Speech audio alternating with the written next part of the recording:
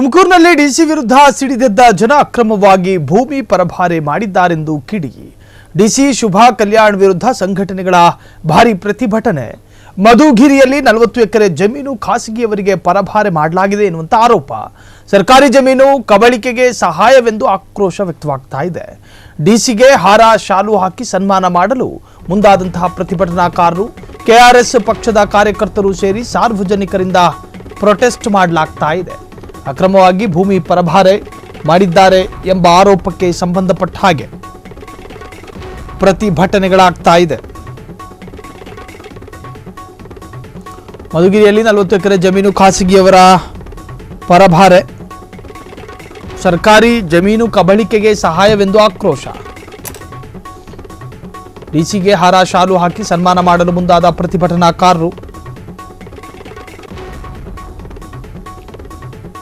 KRS ಪಕ್ಷದ ಕಾರ್ಯಕರ್ತರು ಸೇರಿ ಸಾರ್ವಜನಿಕರಿಂದ ಪ್ರೊಟೆಸ್ಟ್. ಪ್ರತಿಭಟನಾಕಾರರನ್ನು ವಶಕ್ಕೆ ಪಡೆದ ಪೊಲೀಸರು.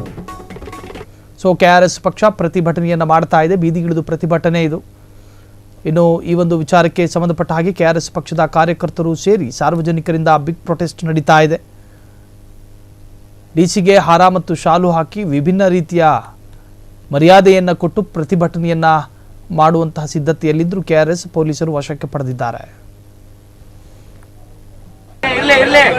ನಿಧಾನ ಆರಾಮಾಗಿರಿ ನಿಧಾನವಾಗಿರಿ. Okay,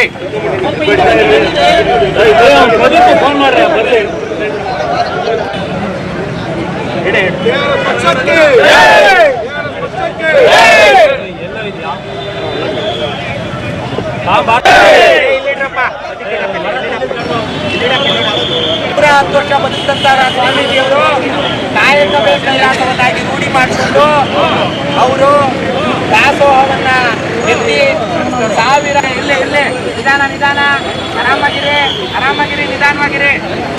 okay. ಕ್ಷಣ ಕ್ಷಣದ ಸುದ್ದಿಗಳಿಗಾಗಿ ಫ್ರೀಡಂ ಟಿವಿ ಸಬ್ಸ್ಕ್ರೈಬ್ ಮಾಡಿ, ಲೈಕ್ ಮಾಡಿ ಹಾಗೂ ಫಾಲೋ ಮಾಡಿ. ಹೊಸ ಸುದ್ದಿಗಳ ನೋಟಿಫಿಕೇಶನ್ಗಾಗಿ ಬೆಲ್ ಐಕಾನ್ ಮೇಲೆ ಕ್ಲಿಕ್ ಮಾಡಿ.